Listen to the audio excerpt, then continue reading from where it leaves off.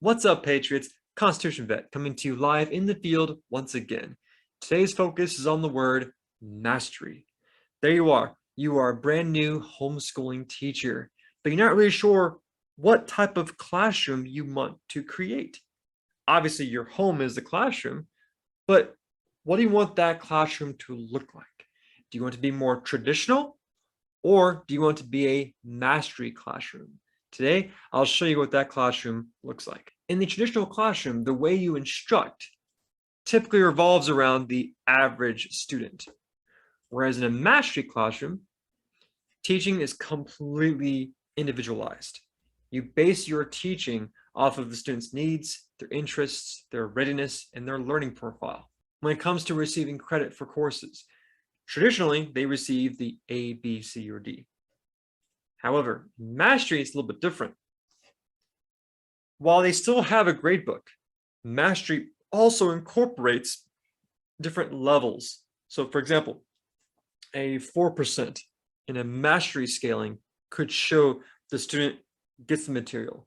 They understand it. This practice round went well. They grasp the material. We can move on to a graded activity. If the practice assignment is like a 1%, that means the student doesn't get it. The practice round did not go well. We need to spend more time on this until they master the material, and then they can take the graded activity.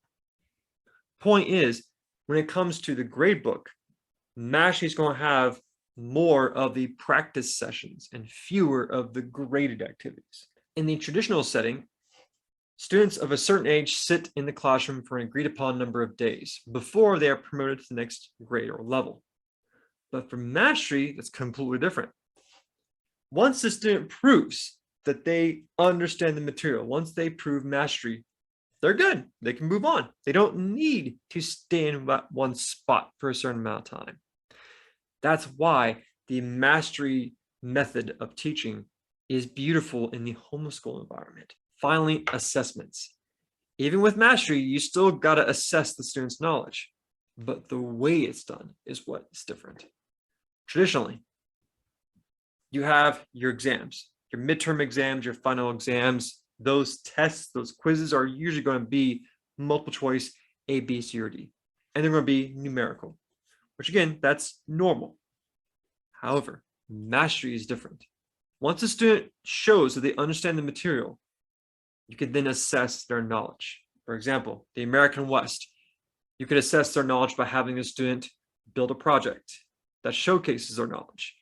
If the student loves music, you have them write a song that incorporates elements of the American West. If they love to write, have them write a diary as if they're moving out west. All those examples, you don't need to have your typical grading system. You can create rubrics, which gives you, the teacher, freedom to show, the student does really well in this area, but not so well in this area. And it gives the student that good heads up on what they'll be graded on. The traditional classroom is going to typically be one size fits all. We do not deviate. But the mastery classroom is open. There is no limitations. There is no one size fits all. You explore, you discover, you find new ways to better teach and to better learn. If you find yourself in a homeschooling situation where you are a new teacher, use the mastery approach. Make your classroom into a mastery-based classroom instead of a traditional classroom. That's all I got, Patriots. Have a wonderful day. I will see y'all later this week. Never surrender, never submit. This is Constitution Vet, signing out.